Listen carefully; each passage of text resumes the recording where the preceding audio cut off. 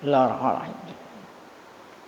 Fatihah. Latihan Allah subhanahu wa ta'ala yaftahu alaina futuhal arifin wa yaj'aluna minal ulama'il amilin kama naqra'uha biniyatin Allah yursilu mithla sawaba qira'atina ila arwahi abaina wa ajdadina mahatina wa jaddatina wa umum arwah muslimina wal muslimat nakhussu khususan ila arwah al-muassisina wal mutabarri'ina li hadzal masjid kama nakhussu khususan ila arwah ulama'ina wa masyayikhina asallahu subhanahu wa ta'ala yanfa'ana bi ulumihim fid darain niyatina Allah yubariku fi a'marina wa amwalina wa dzurriyyatina wa yashfi mardana wa yarhamu amwatana wa yaqdi jami'a hawaijina ala hadhihi niyah lihal fatihah. A'udzu billahi minasyaitonir rajim. Bismillahirrahmanirrahim. Alhamdulillahi rabbil alamin arrahmanir rahim maliki yaumiddin. Iyyaka na'budu wa iyyaka nasta'in ihdinas siratal mustaqim siratal ladzina an'amta 'alaihim ghairil maghdubi 'alaihim waladdallin. Bismillahirrahmanirrahim. Alhamdulillahi rabbil alamin. Shalatu wassalamu ala asyrafil anbiya'i wal mursalin sayyidina wa nabiyyina Muhammad wa ala alihi wa sahbihi ajmain. Amma ba'du. Yang saya hormati para guru asatidzah, Bapak hadirin, ngurus serta jamaah Majelis Ta'lim Masjid Jami' Abdiya Guru Sya'ban. Kita bersyukur kepada Allah Subhanahu wa taala yang mana pada pagi hari Selasa ini tanggal 23 Safar 1444 Hijriah bertepatan dengan tanggal 20 September 2022. Allah Subhanahu wa taala masih selalu melimpahkan kepada kita dengan berbagai macam nikmatnya, sehingga ke semua itu kita sama-sama dapat kembali meneruskan pengajian tafsir Qabasun min Nuril Qur'anil Karim oleh Syekh Ali As-Sabuni. Tidak lain harapan kita semoga keberadaan kita di tempat yang mulia ini tercatat di sisinya sebagai amal ibadah yang diterima, dosa-dosa kita diampuni, serta ilmu yang kita tuntut Allah jadikan ilmu yang bermanfaat. Amin ya rabbal alamin. Kita lanjut halaman 79. Qala al-mu'allif rahimahullah al-i'dadur ruhi. Al-i'dadur ruhi, persiapan ruhi, ruh, jiwa, jadi persiapan jiwa, siap jiwa menghadap Allah Subhanahu wa taala. Maksudnya membersihkan jiwa raga saat kita akan sholat lah, menghadap Allah bermunajat. Ba'da an zakara ta'ala ma syara'ahu li ibadihil mu'minina fi hadhihi suratil karimati minal ahkam. Ba'da an dzakara, ini munasabah, kaitan gitu, kaitan ayat yang akan kita bahas dengan ayat sebelumnya. Ayat sebelumnya Allah menyebut ma syara'ahu, Allah menyebut apa atau hukum-hukum yang Allah buat untuk hamba-hambanya yang beriman. Dalam surat ini, sebelum ini hukum yaitu diantaranya adalah wa min a'dhamiha bayanul halal wal haram. Diantaranya hukum yang Allah telah buat sebelum ayat ini, Allah menerangin tentang hukum halal dan haram. Karena Allah lah yang berwenang untuk menyatakan mana yang halal, mana yang haram. Ini hak mutlak, hak Allah, sebab Allah yang tahu mana yang baik bagi hambanya dan mana yang buruk atas hambanya. Karena Dia yang telah menciptakan, Dia yang menciptakan kita, dan Dia pun yang tahu mana yang baik dan yang haram. Jadi hak mutlak menerangin halal haram Allah. Wa zakara, kemudian Allah pun sebelum ayat ini menyebut tentang nikmat-nikmatnya yang Allah karuniain kepada kita semua mukmin, yaitu nikmat hidayah ilal Islam. Wa dafa'a syuru' anhum wal asam. Kemudian Allah menghapus segala macam dosa bagi yang melaksanakan hasanat. Allah hapus dosanya. Nah, aqabahu. Nah, barulah setelah ayat-ayat itu menyebut hukum-hukum itu, barulah Allah ya, aqaba. Nah, barulah Allah melanjutkan dengan menyebut di sini tentang apa? Aqabahu jalla wa ala huna bi dzikri fadlihi wa in'amihi alaihim. Barulah Allah menyebut pada ayat-ayat yang akan kita bahas ini tentang fadlihi wa in'amihi alaihim, karunia-Nya dan nikmatnya atas kita ini semua. Apa itu karunia dan nikmat yang Allah sebut pada ayat yang akan kita baca ini? Yaitu haitsu tahharahum, di mana Allah membersihkan kita. Yang tadi dikatakan al-i'dadur ruhi, persiapan jiwa, persiapan raga. Ini nikmat. Jadi Allah buat undang-undang bagi yang ingin bermunajat kepadanya harus bersih jiwa dan raga. Ini terhitung nikmat gitu ya. Haitsu tahharahum, di mana Allah membersihkan ya, zahiran wa batinan, lahir dan batin, nyawa fisik dan nyawa. Allah suruh bersihin. Bima syara'ahu, nah, membersihkannya dengan apa? Yaitu Allah ya bikin undang-undang harus wudu. Kalau punya hadas kecil, wal ghusli, dan mandi kalau punya hadas besar.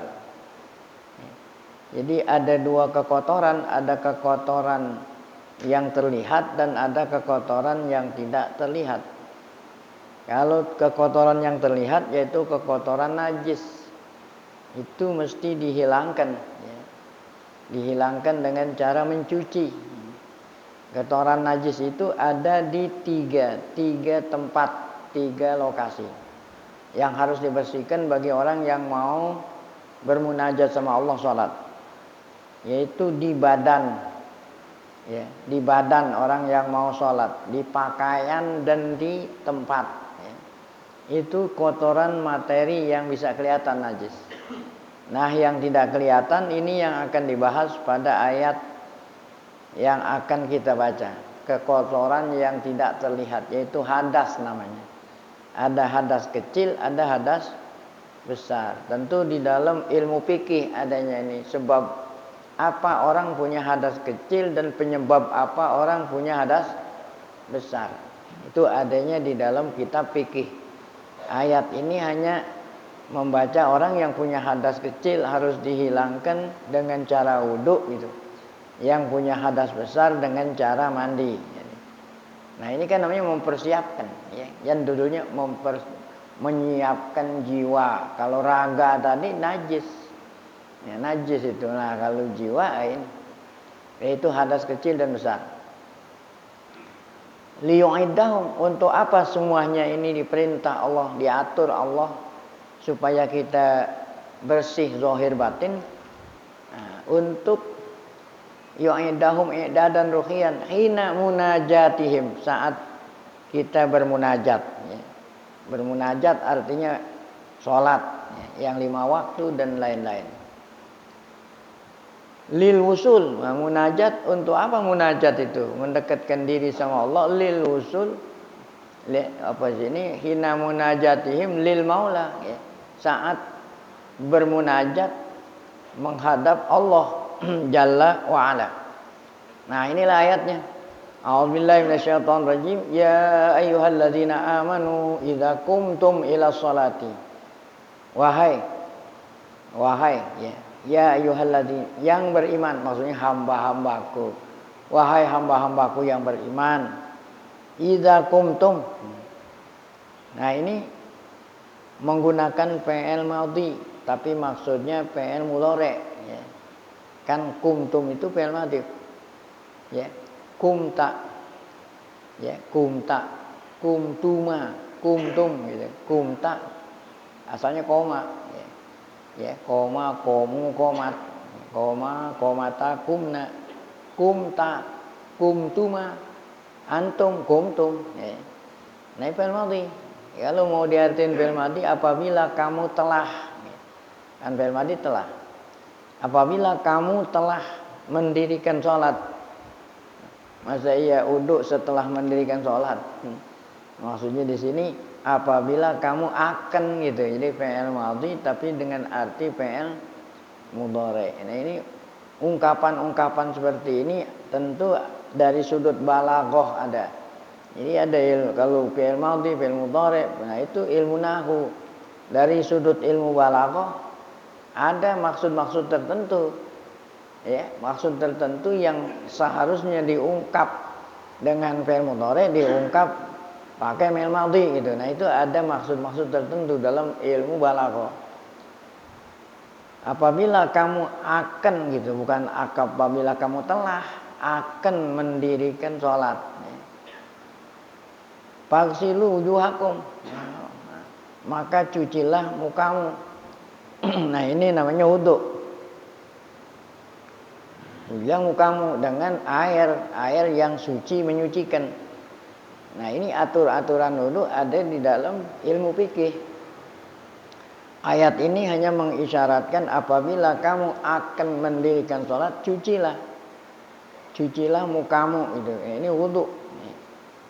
Oleh karena itu nggak akan bisa kita memahami Al-Quran tanpa penjelasan dari Nabi.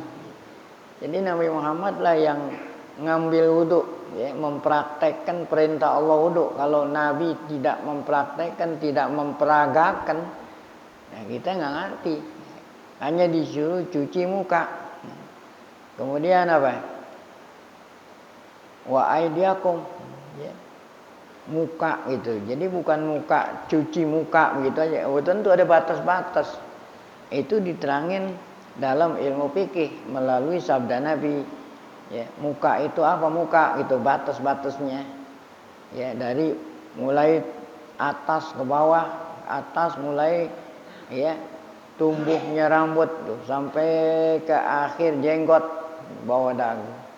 Kemudian dari mulai daun telinga, ya, anak daun telinga kanan kiri, nah itu muka. Cucinya gimana? Semua yang ada di permukaan muka mesti kena air gitu. Itu fikih adanya. Ya. Ya, semua. Jadi bukan hanya kulit apa aja. Ya, ente harus ketahui bahwa yang di muka itu ada 20 macam bulu. Yang ente kenal cuma jenggot doang sama kumis, alis sama bulu mata. Padahal ada macamnya berapa? 20. Nah, adanya di dalam ilmu fikih. Nah, semuanya itu harus kena, ya. Harus kena air maksudnya, ya. Jadi bukan hanya bulunya sampai bawah-bawahnya kena. Kecuali jenggot itu. Kalau jenggot yang tebal, nah itu yang wajib dikenain, yang luar-luarnya doang saja gitulah. Kalau yang dalam, kalau jenggot. Tapi selain jenggot sama cambang, nah itu apa sampai ke kulitnya harus kena air. Itu muka. Faghsilu wujuhakum wa aydiyakum. Setelah itu baru tangan. Ya, tangan. Ya. Dari mulai mana kalau tangan itu? Dari mulai ujung jari. Nah, ila ada lagi nih ila. Nah, itu fikih yang ngajarin. Fikih berdasarkan wudunya Nabi. Ila ini bukan sampai artinya. Ila huruf jar dengan arti ma'a. Tangan, maksudnya tangan kiri kanan beserta gitu. Beserta apaan? Sikut, bukannya sampai sikut, beserta tikut. Beserta apa namanya? Sikut. Kenapa harus diartiin beserta? Sebab kalau diartiin sampai, nanti ada orang yang mencuci tangan nggak sampai airnya ke sikut, pas-pasan. Kalau diartiin sampai, tapi kalau ma'a, ya, nah berarti di sini ma'a ini sikut pun harus diapain?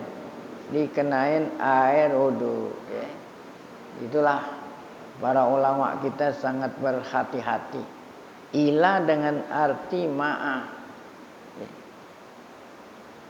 Ma la yatimul, ada kaidah. Kaidah itu namanya undang-undang dalam usul fikih. Ma la yatimul wajibu illa bihi bahwa wajib. Sesuatu yang ya, ma la yatim, sesuatu yang tidaklah wajib itu sempurna kecuali dengan melakukan sesuatu itu, maka sesuatu itu wajib gitu. Walaupun hakikatnya enggak wajib.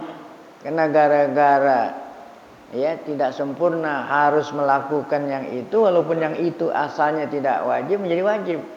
Sebab gara-gara itu yang wajib jadi sempurna. Ma la yatimul wajibu illa bihi bahwa wajib.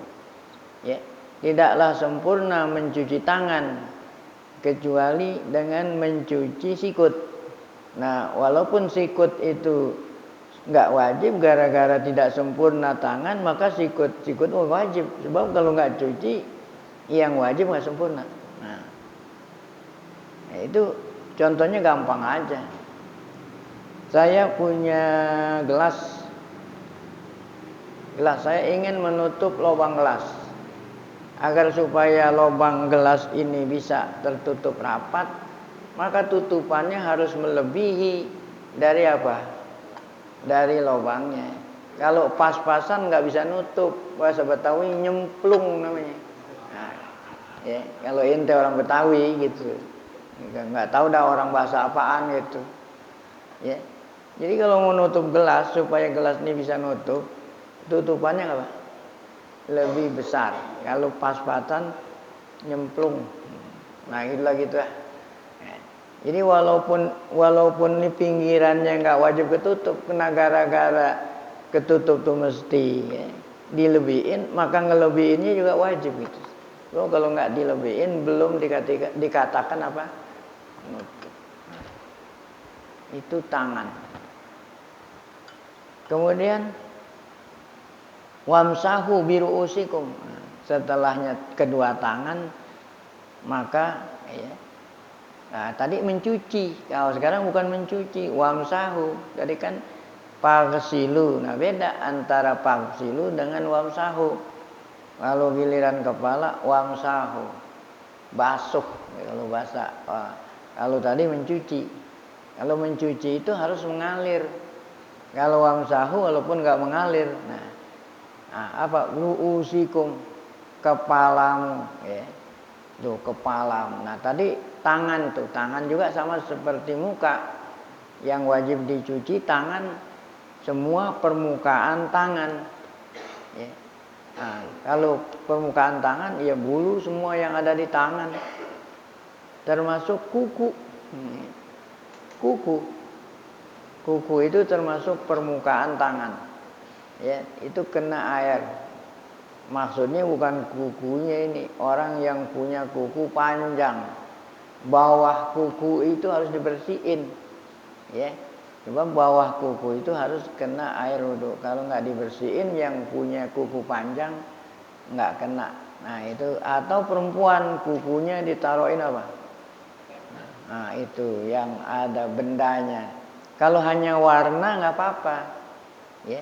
Kalau dulu bilang kalau warna itu pacar namanya, nggak tahu apaan bahasa itu. Nah, kalau yang pakai lilin itu kan, nah itu kan ada benda, itu bisa menutupi kuku, mau wudu harus bersihin. Kemudian baru basuh kepala.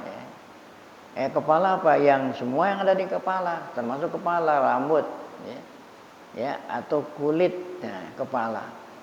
Jadi boleh kenanya itu kulit kepala bagi orang yang nggak punya rambut, boleh juga rambut yang ada di kepala walaupun nggak kena kulit. Nah, itu beda dengan apa itu muka. Kalau muka itu kan ya bulunya harus basah, yang di bawah bulu harus basah. Nah, kalau untuk membasuh ya cukup dengan rambutnya saja walaupun nggak sampai kulit, asalkan rambut itu adanya di area kepala.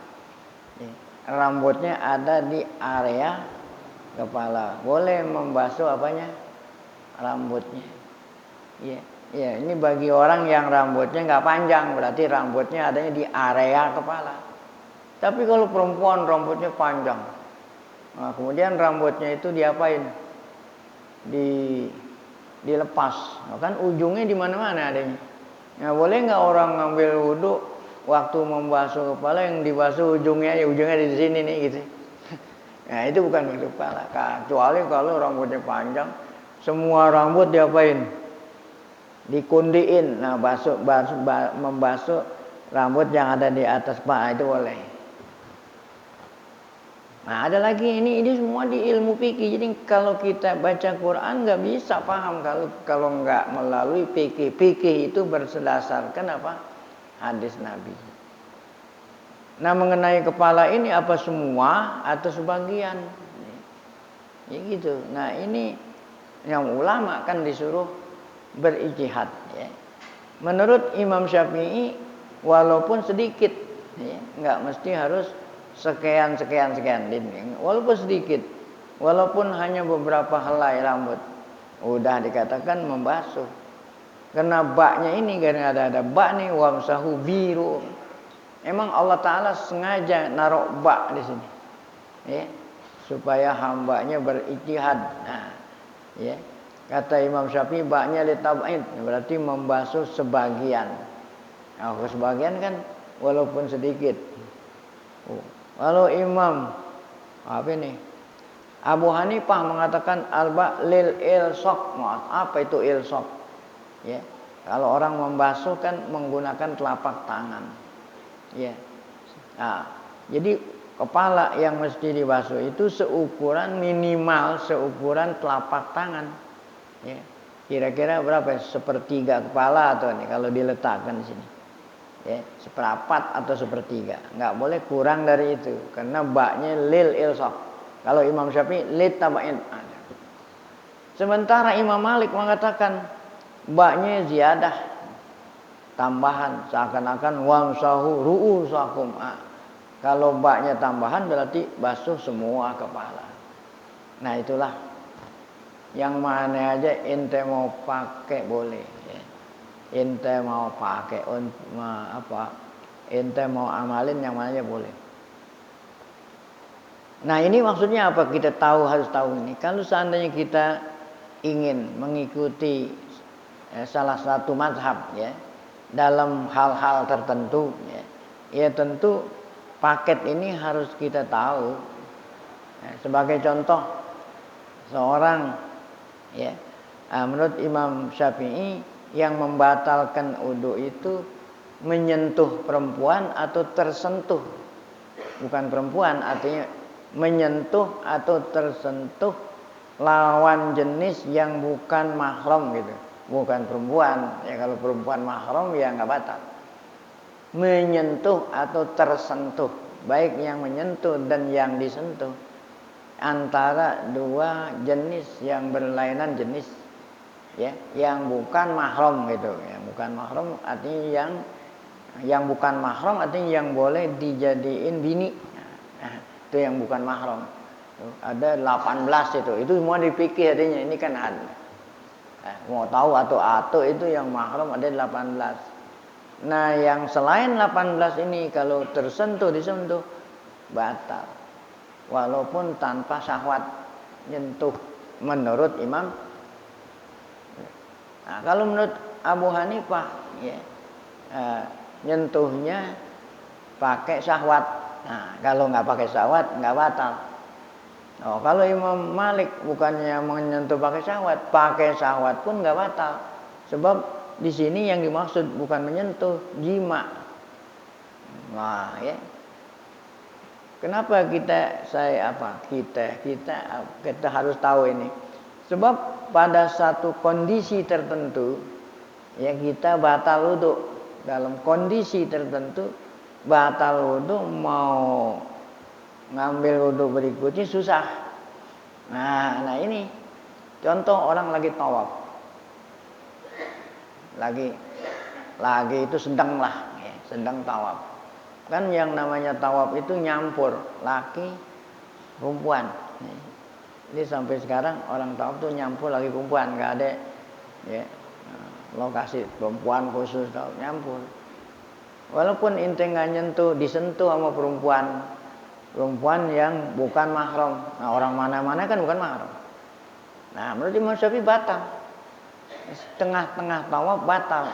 Sedangkan tawafnya belum selesai. Harus apa? Hah? Harus apa? Ngambil wudhu. Nah inti bisa ngambil wudhu. Nah itu maksudnya. Bisa ngambil wudhu, susah. Ya. Gitu. Nah kalau di sini batal wudhu gampang ngeduk situ. Oh kalau di tengah-tengah tawaf yang batal. Nah dalam hal seperti ini, nah, maka kita ingin bertaklid lah namanya, bertaklid dengan mazhab yang berpendapat gitu, disentuh dan menyentuh kalau tanpa syahwat kagak batal. Gitu kan? Siapa tuh? Ya, Imam Malik tadi, Imam Abu Hanifah. Nah, dalam hal ini kalau kita mau bertaklid jangan hanya ngikutin masalah yang nyentuh kagak batal. Peraturannya dia harus diikutin juga gitu tadi tuh. Ya, peraturan Imam Malik ya. Paling apa? Kepala yang harus dibasuh ketika wudu semua. Imam Abu Hanifah apa tadi tuh? Minimal seperempat atau sepertiga karena bak itu lil ilsaq. Ya, kita rapetin telapak tangan ke muka kira-kira kadar seapa itu telapak tangan. Itu namanya taklid. Nah, ini yang mesti kita ketahui ya. Jadi bukan hanya sekedar yang kagak batalnya aja. Dan kita harus tahu kalau ini yang tidak batal, yang membatalkan menurut mazhab yang kita ikutin apa aja harus tahu. Jangan ini kita ikutin, yang lainnya hal-hal yang membatalkan menurut mazhab kita langgar. Nah, itu namanya talpik gitu ya. Jadi harus taklid. Ini semuanya berdasarkan sabda Nabi yang diungkap oleh para ulama fikih gitu. Kalau ini kan hanya tafsir. Setelahnya membasuh kepala, wa arjulakum. Nah ini lagi. Wa arjulakum. Nah, qiraat membaca jumhur yang baca wa arjulakum. Setelahnya biru usikum. Kalau diatopkan amaru usikum harus dibaca wa arjulikum. Ya. Ninahu. Ya. Biru usihum ruusi majrurun bil ba. Karena al wawu atfin. Wa arjul atopnya kemana? Kalau atopnya ke ruusikum bacanya apa? Wa arjulikum. Kalau diatopkan amaru usikum berarti kaki pun dibasuh, bukan diapain? Dicuci.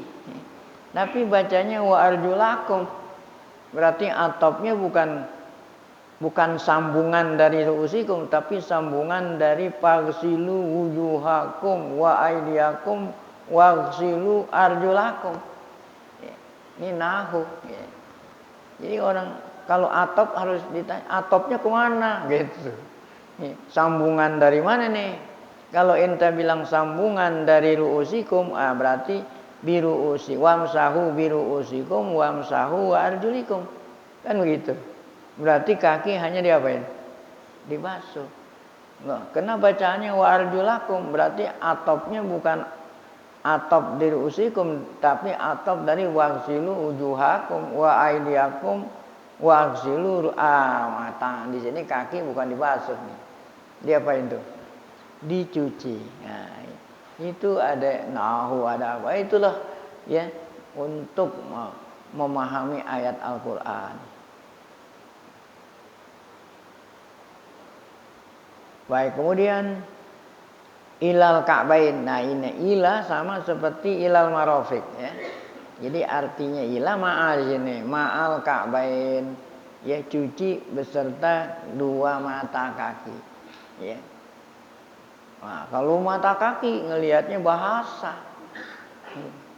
Apa itu mata kaki? Oh, itu bahasa. Bahasa. Tanya orang Arab, apa itu ka'bun?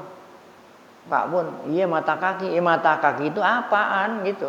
Nah, kan gitu.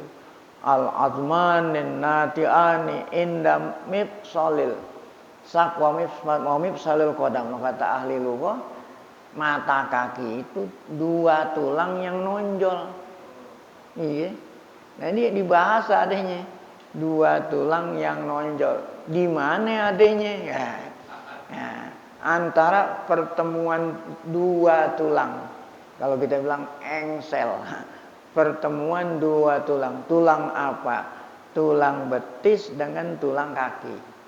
Nah, dua tulang yang nonjol itulah namanya ka'bun. Nah, setiap kaki ada dua ka'bun. Ya, setiap kaki ada dua tulang nonjol. Ya. Cuman sayang, ini mata kaki walaupun satu kaki dua mata dia nggak lihat. Nah, ente jalan kesandung gitu. Nah, jadi perlu ada mata juga yang di atas. Ya, buktinya banyak orang yang jalan kesandung. Ada orang jalan nyebur got, kena kedua mata kakinya nggak ngelihat. Cuman namanya doang mata, tetapi dia apa? Kagak ngelihat. Itulah untuk menafsirin Quran dari hadis Nabi bahasa. Baik. Nah, ini sama seperti tadi tangan, kaki, apa yang dicuci? Semua permukaan yang ada di batas kaki tadi. Baik itu berupa bulu atau berupa kuku.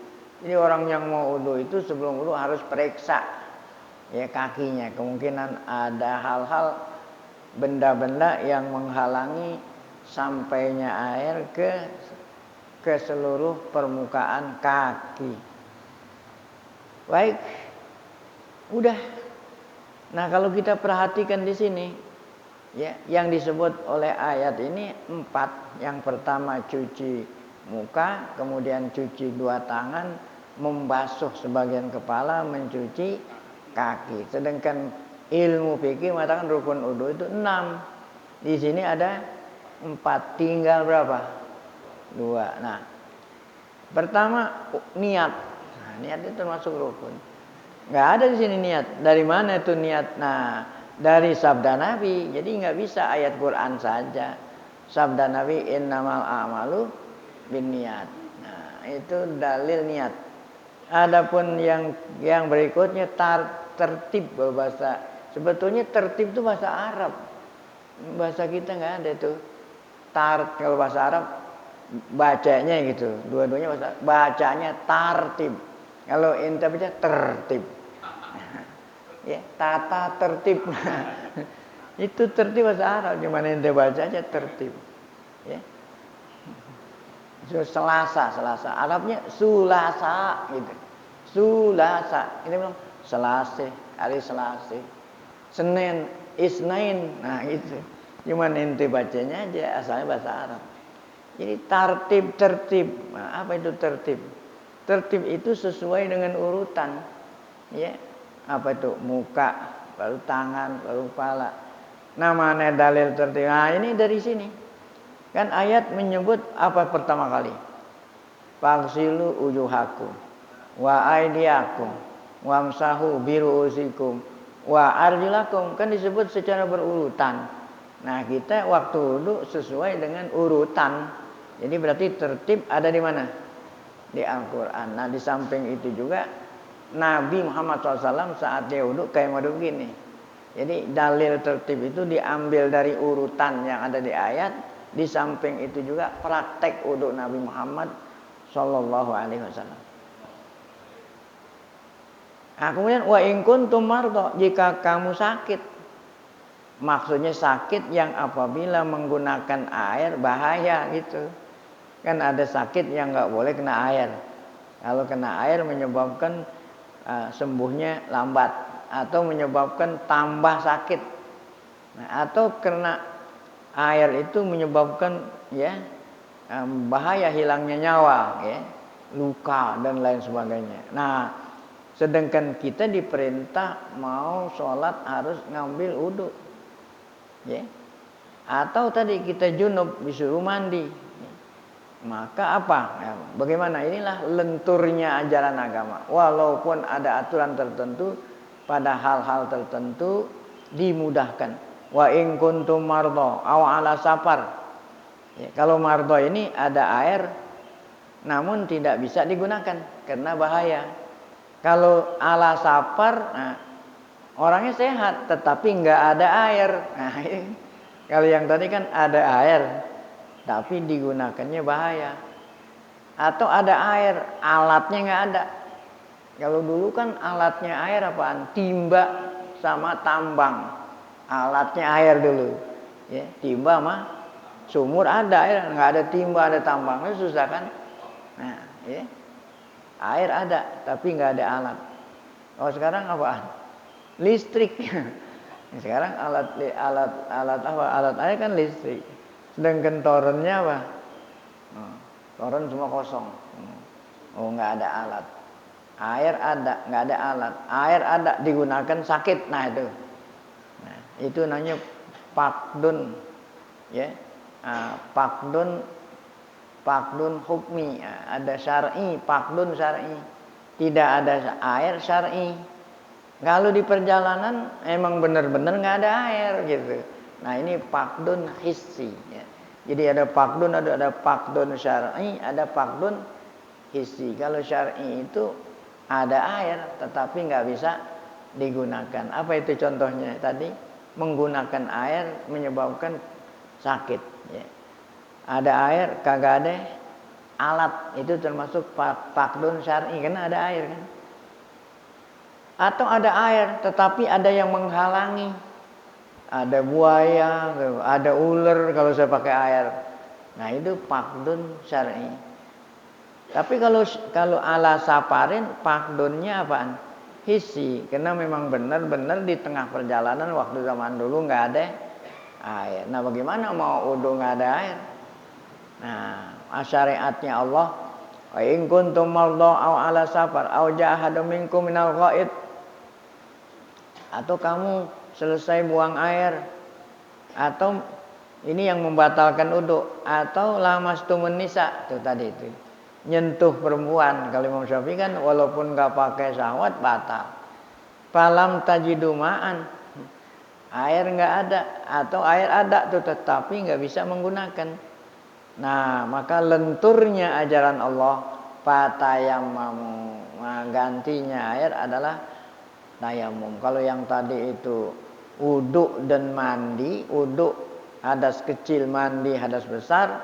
Kalau nggak ada air, nggak ada yang namanya kecil besar lah. Tayamum, tayamum sebagai pengganti wudu, baik tayamum sebagai pengganti baik wudu ataupun mandi. Berarti bukan tayamumnya ada dua macam. Tayamum buat ganti wudu lain gitu. Tayamum ganti mandi lainnya enggak. Jadi tayamum itu sama aja ya, baik itu ganti wudu atau tayamum. Bukan berarti kalau tayamum ganti hadas besar harus guling-guling ya, di mana? Di tanah. Jadi tayamumnya sama kaifiyat tayamum dengan cara apa? Menggunakan debu yang bersih diusapin di muka dan tangan. Hebat ya. Baik. Nah ini Allah yang perintah. Jangan apa itu? Kalau kita udah beriman jangan pakai protes-protes. Gitu. Nah wudu juga kalau mau diprotes nggak bisa. Ya wudu. Walaupun wudu itu buat bersihin muka gitu kan, tangan anggota. Kalau mandi buat bersihin badan pakai air kan, gitu kan. Nah, mau nggak semua, maksudnya nggak semua bisa diakalin. Nah ente batal wudu disebabkan karena keluar angin, ya. Batal wudu disebabkan karena keluar angin atau yang lain. Nah harusnya kan yang dicuci tempat keluarnya. Kenapa yang dicuci muka sama tangan? Nah, gitu. Itu kan wudu. Nah demikian juga kok debu, kok pengganti air debu. Malah kalau kita debu jadi ngotorin muka dong gitu. Enggak, nah ini kan Allah yang bilang. Kalau ente sudah asyhadu alla ilaha illallah wa asyhadu anna apapun yang Allah perintah kita laksanakan. Ya. Gitu ya. Adapun ente mau cari-cari hikmah enggak, silakan. Oh, apa hikmahnya? Apa silakan. Oh ya, itu silakan. Jangan sampai mau cari hikmahnya dulu, mau diakal-akalin dulu. Kalau masuk di akal, saya kerjain. Kalau nggak masuk di akal, saya nggak mau kerjain. Nah, ada seorang pasien itu yang sakit. Ya, orang sakit nggak enak badan, langsung ke dokter. Ya, ke dokter periksa dulu. Udah periksa, kasih resep. Ya, suruh beli obat. Ya.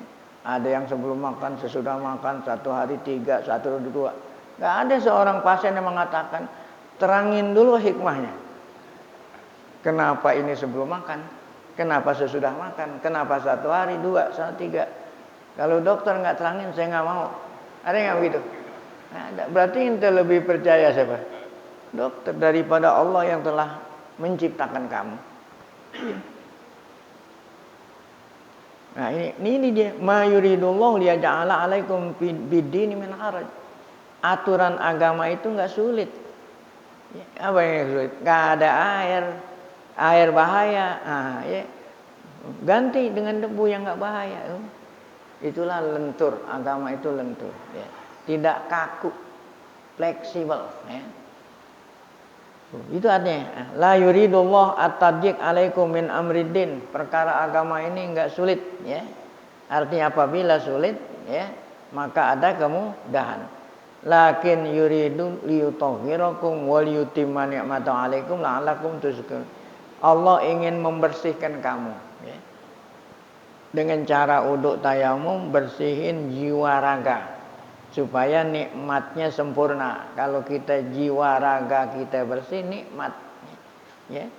Jadi janganlah dianggap kalau nikmat itu Allah kasih makan, Allah kasih minum, alhamdulillah nikmat.